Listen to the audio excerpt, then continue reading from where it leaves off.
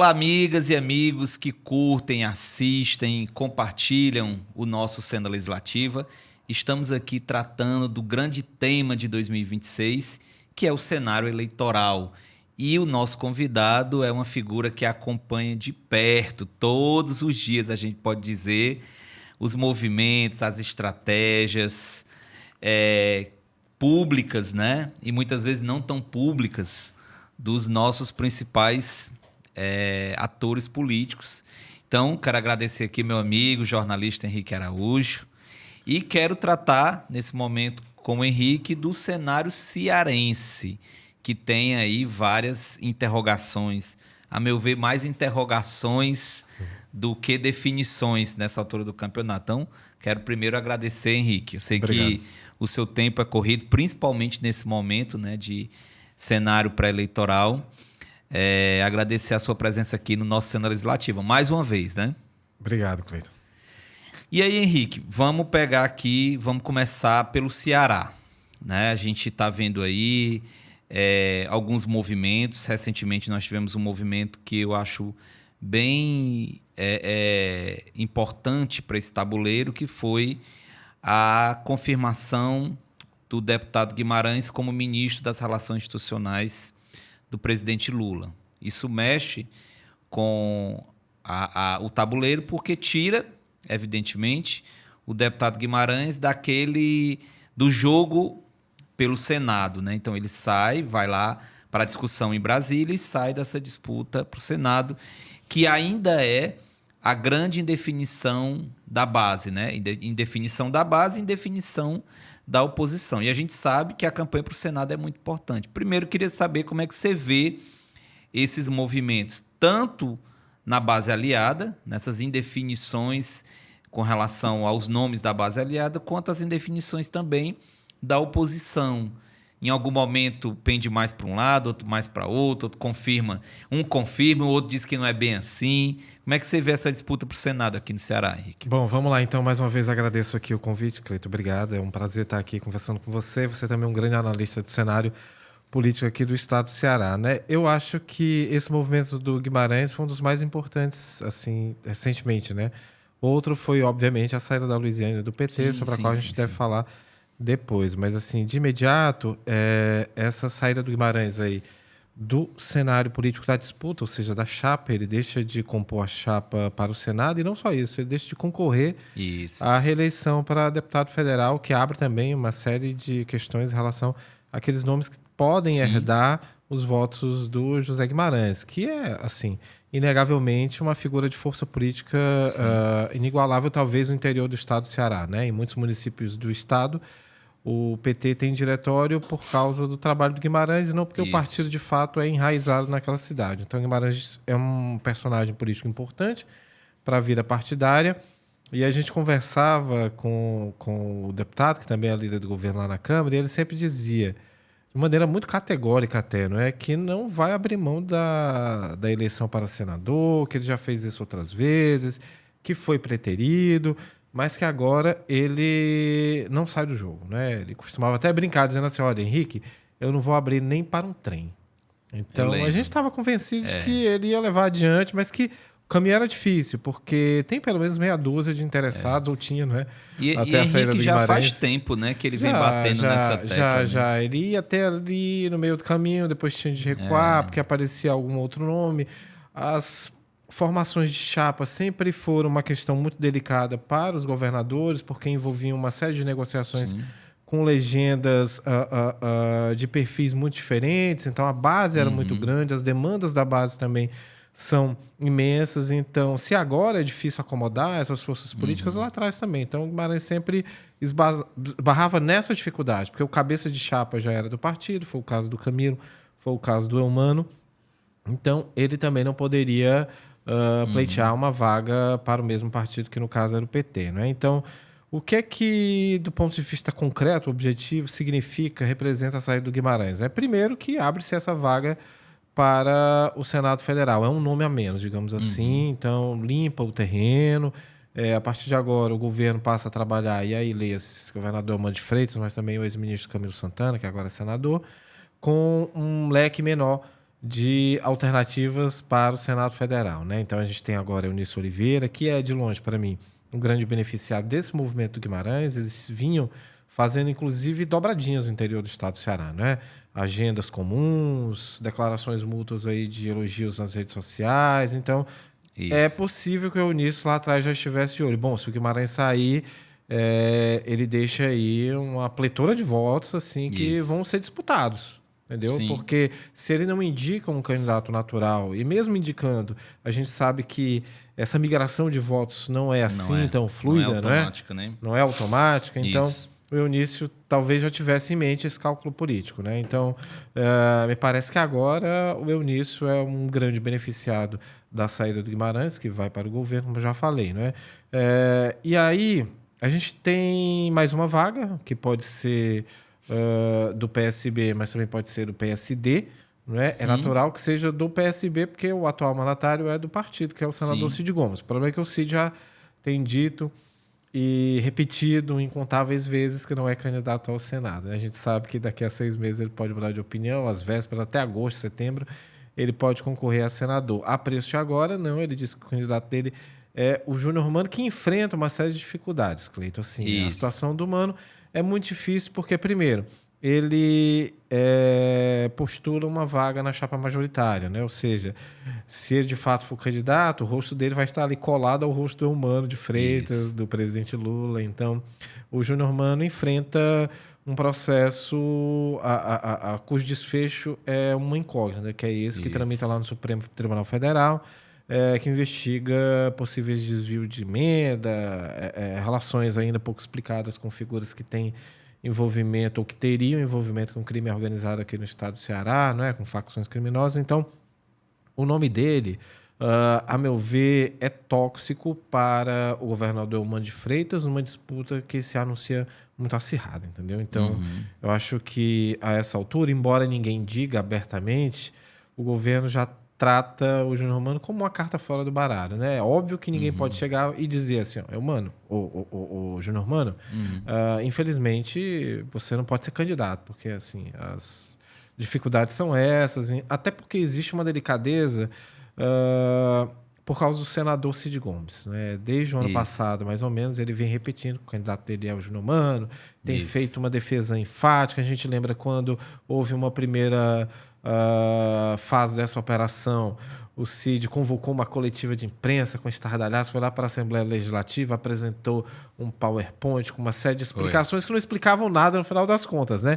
Era uma defesa pessoal do Cid em relação ao Júnior Mano. Ele coloca de fato a mão no fogo e diz que ele é, até que se prove o contrário, um nome com todas as condições de disputar o Senado Federal. Então, eu acho que da parte do governo existe uma preocupação com o próprio Cid, nem tanto com o Júnior Mano, mas com o Cid, para não dizer ou descartar já desde agora o Júnior Mano de imediato e isso soar como um ataque ou uma grosseria ao senador, que é um personagem importante nesse momento, né? A gente sabe que a família está dividida, conflagrada, que o Ciro está de um lado e o Cid está do outro, mas o governo tem toda uma preocupação de manter ali do seu lado o Cid Gomes, o próprio Ivo Gomes, que foi escalado agora para um posto, não por acaso, lá no BNDES, né? Embora o Ivo diga que isso não tem nada a ver com o PT aqui do estado do Ceará, federal, a gente né? sabe que é governo federal. Ele não estaria lá se o presidente não fosse o Lula. Fosse o Bolsonaro, ele não estaria ocupando essa função.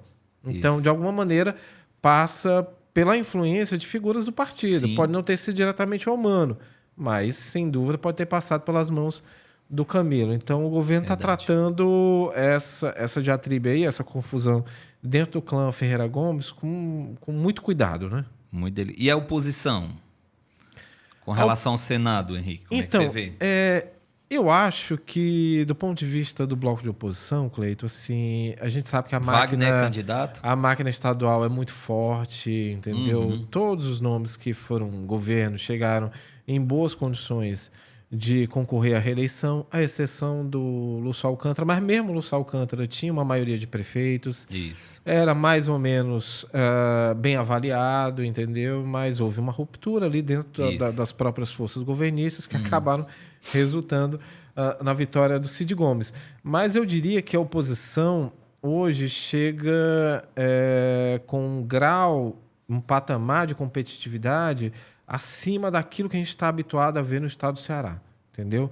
Com um nome que não é um nome fácil de enfrentar, assim, considerando que o Ciro Gomes, ex-presidenciável, ex-ministro, de fato vai ser o candidato do bloco da oposição, e com um conjunto de partidos muito robustos, que se estiverem juntos, tendem a ter um volume maior de recursos e o maior tempo de campanha. Então, a preço de agora, o Eumano enfrentaria um quadro político experimentado, que conhece muito bem esse arco de aliados, entendeu? Que está na origem desse grupo político, porque antes do próprio Cid havia o Ciro, né, que entrou na vida política e abriu caminho para que o Cid pudesse também chegar a prefeito, depois deputado, depois governador do estado do Ceará, enfim, até ministro da Educação ele foi naquela passagem relâmpago que a gente lembra ali no final do governo Dilma, né? Brigou com o Eduardo Cunha. Mas o Ciro representa um risco e um tipo de obstáculo mais difícil de enfrentar do que foi, por exemplo, Roberto Cláudio em 2022, do que foi o próprio Capitão Wagner, que também foi adversário do Eumano em 22, mas que já havia sido adversário desse grupo político nos pleitos anteriores, né? O Wagner foi candidato em 16, prefeito, perdeu do Roberto Cláudio, foi candidato de novo em 2020, perdeu do Sarto, e foi de novo em 2022 e perdeu do Eumano de Freitas, ganhou no primeiro turno. Ele só não foi em 24, né? Em 24 foi o André Fernandes, que levou a disputa ali para o segundo turno, que foi muito acirrada, de fato. Mas o Wagner é um perfil já conhecido. Eu acho que o governo consegue mobilizar mais facilmente as armas e a retórica e um discurso contra o Capitão Wagner, entendeu? Eu acho que contra o Ciro ele vai ter uma tarefa mais difícil, vai ser mais complicado, por exemplo, até mesmo explorar essas relações mais estreitas com o bolsonarismo, embora a gente saiba que o Ciro tenha feito e venha fazendo acenos assim reiterados ao PL, ao pai do André Fernandes, que é o deputado estadual, Alcides Fernandes, cotado para o Senado, né? Então eu acho que nessas condições, considerando tudo isso, a oposição chega com chances de talvez não se eleger, mas a gente não sabe, assim, porque cada disputa implica uma história diferente, não é? Atores políticos diferentes. O Eumano vai para reeleição agora sem, por exemplo, a presença do Camilo na chapa, que já é senador da República. Então, esse grande puxador de votos vai estar ausente.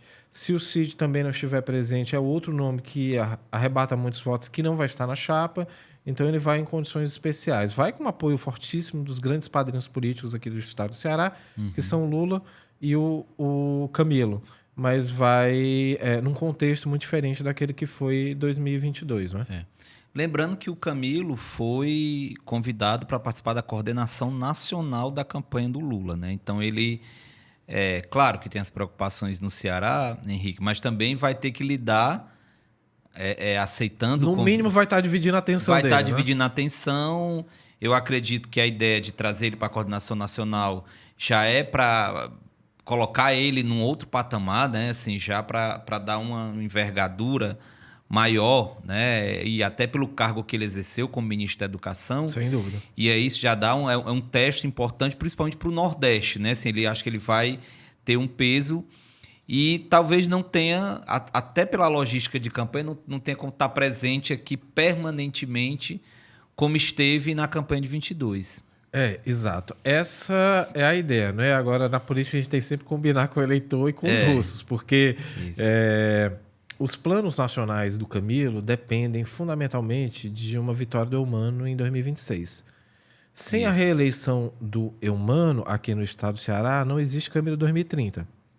Então, eu acho que primeiro o Camilo tem que fazer a tarefa de casa, que é reeleger o Eumano de Freitas. Isso é fundamental, um ponto pacífico. A partir disso, ele de fato pode pensar naquele cenário de 2030, maiores, que de fato vai se abrir com a saída do Lula. Vença o Lula em 2026 ou não. O fato é que aquele horizonte de 2030 está aberto, né? Porque não tem sucessor natural, o Haddad foi para São Paulo, ninguém sabe, porque se ele vence lá em São Paulo também, o que é uma possibilidade remota, mas a gente não pode descartar, mas se ele vence em São Paulo, ele se reabilita politicamente para 2030.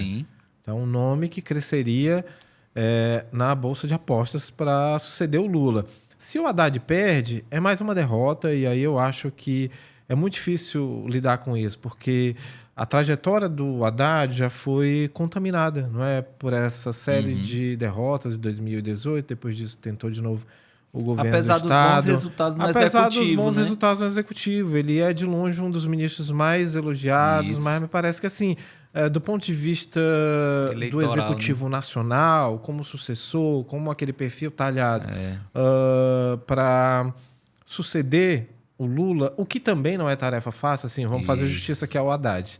O Lula não tem sucessor.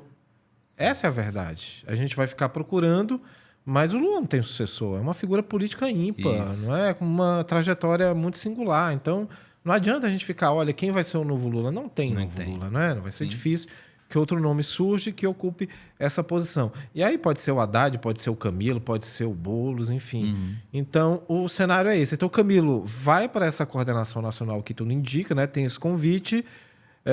A atenção dele vai estar dividida, mas ele tem que lembrar que o projeto nacional de 2030 depende do Ceará 2026. Sem isso, não tem Camilo 2030. E, Henrique, passando dos atores para os temas, né? A gente está vendo aí, eu já vi pesquisas nacionais que o tema da questão de segurança pública, né, é um tema recorrente, né, e continua a ser um tema recorrente aqui no Ceará. A gente já viu a oposição explorando bastante essa discussão em outras, pelo menos nas 4 últimas campanhas que eu lembro aqui de memória.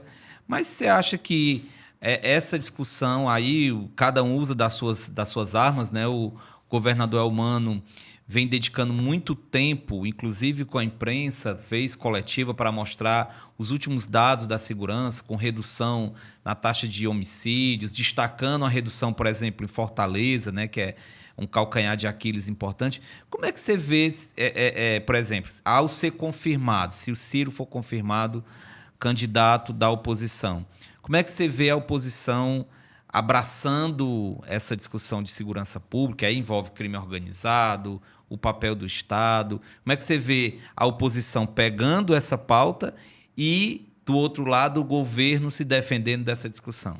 Bom, o governo modulou o discurso agora muito recentemente, depois que a gente viu uma queda por 3 meses seguidos no número de homicídios aqui no estado do Ceará, né? Isso me parece animou um pouco o Elmano, inclusive a falar de segurança pública e a desafiar os seus adversários a apresentar medidas concretas, né? Outro dia ele, numa coletiva, disse, depois da janela partidária já, que o Ciro só tinha bravata. Então, pela primeira vez, a gente viu o Eumano de Freitas ali, de próprio gogó, falando, né? Não por meio de algum secretário, até porque quem cumpria esse tipo de função era o Chagas Vieira, que deixou o governo. Então, pela primeira vez, a gente viu o Eumano fazendo uma crítica ao Ciro, uma crítica mais incisiva, inclusive, num tema que é muito sensível para o governo do estado do Ceará. Então, aquela situação ali guarda algum ineditismo, né? É como se o Eumano estivesse, a partir de agora, assumindo a defesa do próprio governo. Entendeu? Sim. Um papel que coube durante esses últimos 3 anos, pelo menos desde que o Chagas voltou para a Casa Civil, ao secretário, entendeu? Então, isso era bom, porque criava uma espécie ali de proteção para o governador, e é importante que ele tenha tranquilidade para trabalhar. Mas, por outro lado, acabava ofuscando, digamos assim, o discurso do próprio Eumano de Freitas, que, como já é um nome muito atrelado à influência do Camilo Santana, tinha dificuldade de se firmar. É tanto que a gente pensa assim, numa grande marca do governo nesses 4 anos e a gente tem que levar algum tempo refletindo sobre qual seria, né? Essa digital do governador Eumano de Freitas, não do Camilo, não do Chagas, não de um outro secretário, mas a digital do Eumano lá no Palácio da Abolição.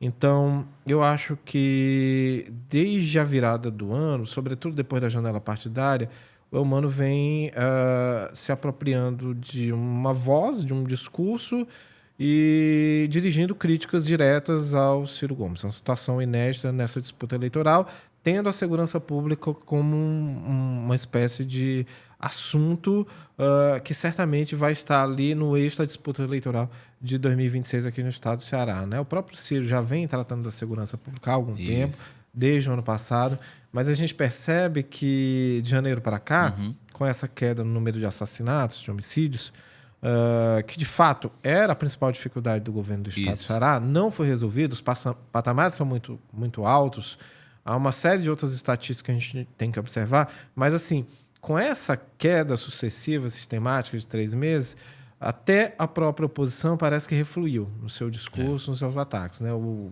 André Fernandes, até outro dia, muito incisivo, muito verborrágico nas redes sociais, só para citar um exemplo, acabou explorando a pauta a pauta do lixo na cidade de Fortaleza, né? Ele foi lá, limpou uma praça com os seus aliados, aí fez aquela ação muito cinematográfica, foi sacar tudo e colocou na porta do Paço Municipal. O tiro acabou saindo pela culatra porque foi flagrado pelas câmeras de segurança que estão na rua. E aí a história que passou para o eleitorado era que o deputado federal estava sujando a cidade. Isso às vésperas do aniversário de 300 anos de Fortaleza, que pegou muito mal, né? Então, a gente vê... Por que eu cito isso? Não por causa da operação do André Fernandes, que foi desastrada do ponto de vista político, não é? Mas porque parece que a oposição está tentando testar alguns outros temas, não ficar refém só da segurança pública. Até porque, se esses números continuarem a cair, Cleito, até, sei lá, o meio do ano, entrando por setembro, agosto, se tiver consistência, se for uma redução sistemática, entendeu?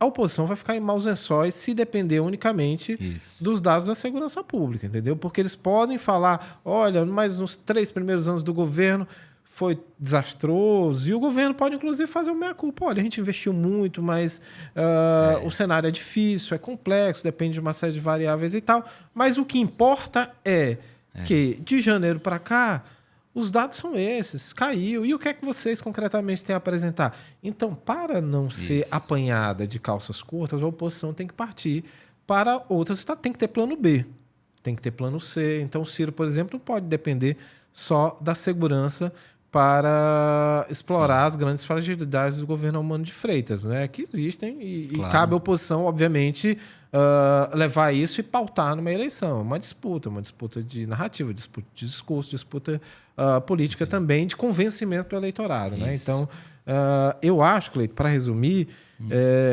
que o governo e o Eumano estão perdendo o medo de discutir segurança aqui do estado do Ceará. Entendeu? Essa é a impressão que eu tive depois dessas manifestações mais recentes do Eumano.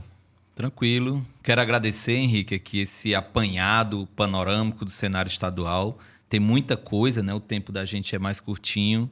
E aproveitar para convidá-lo a vir aqui outras vezes para falar sobre os desdobramentos eleitorais. A gente vai ter o processo das convenções partidárias, as definições, os nomes que a gente está vendo hoje.